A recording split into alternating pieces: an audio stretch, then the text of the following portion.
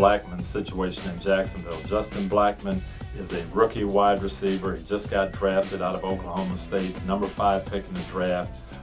Got stopped for a DUI just before he was set to report to Jacksonville.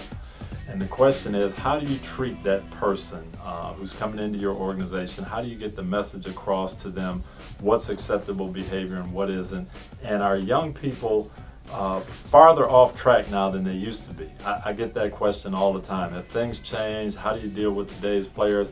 And I don't think it's changed. I think as young men, 20, 21, 22 years old, coming into the National Football League, they still need direction.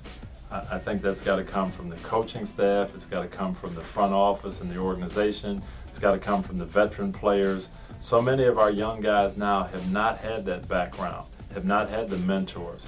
And it takes a village to raise a child. It takes a whole team, a whole organization to bring a person from a rookie to a veteran leader.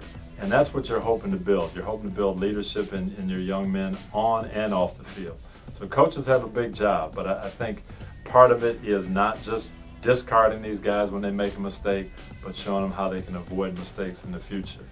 One of the things I talked about when I coached, I always had my list of 5 things to avoid. And if you do that, you're gonna really eliminate 90% of the problems. But being out after 1 o'clock, drugs and alcohol, driving 20 miles over the speed limit, girls who you don't know well enough, and then illegal weapons. And Justin Blackmon in this case had 2 of them going on, late at night with alcohol, 3 of them actually, and driving too fast. So he hit the trifecta, and that's one thing we always talk about. Don't put yourself in those positions. You'll avoid a lot of headaches.